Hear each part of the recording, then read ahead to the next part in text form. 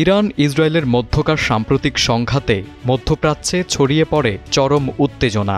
যুদ্ধে ইরানের পাল্টা আক্রমণে ভয়াবহ ক্ষতির মুখে পড়ে ইসরায়েল। সামরিক ও প্রতিরক্ষা কাঠামো ভেঙে পড়ে, বিপর্যস্ত হয়ে পড়ে তাদের যুদ্ধ ক্ষমতা। শেষ পর্যন্ত যুদ্ধবিরতির পথ বেছে নিতে বাধ্য হয় তেল আবিব সরকার। তবে এতে ৫ শতাধিক ইসরায়েলি নিহত হয়েছে বলে দাবি করছে ইরান।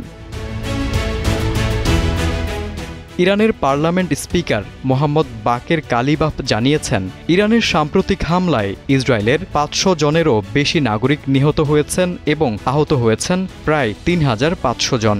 সরকারি হিসাবে এই সংখ্যাগুলো প্রকাশ না করা হলেও ইসরায়েলের একটি নিরাপত্তা গবেষণা কেন্দ্রের তথ্যের ভিত্তিতে এই দাবি করেন তিনি।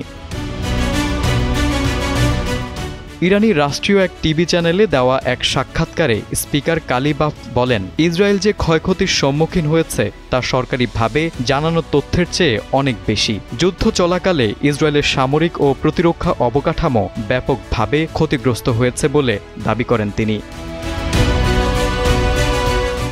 স্পিকার কালিবাফ আরও বলেন, ইসরায়েল যুদ্ধবিরতির পথে বাধ্য হয়েছে মূলত সামরিক ব্যর্থতার কারণেই, কোনো ধরনের কূটনৈতিক নমনীয়তার জন্য নয়। ইরানের সফল আক্রমণের ফলে স্থল ও আকাশপথে ইসরায়েলের উপর ইরান কৌশলগত নিয়ন্ত্রণ প্রতিষ্ঠা করতে সক্ষম হয়েছে।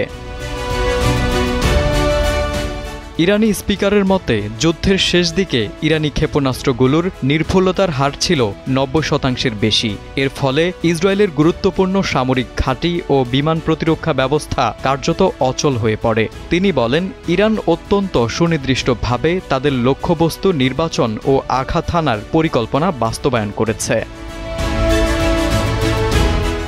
সাক্ষাৎকারে ইরানি স্পিকার বারবার ইঙ্গিত দেন, এই সংঘাতে ইরানের শক্তি ও কৌশল ইসরায়েলকে নতুন করে চিন্তা ভাবনায় বাধ্য করেছে। যুদ্ধবিরতির মাধ্যমে ইসরায়েল এক প্রকার আত্মসমর্পণের পথেই হাঁটতে বাধ্য হয়েছে বলে মনে করেন তিনি। তারেক আজিজ, সময়ের আলো।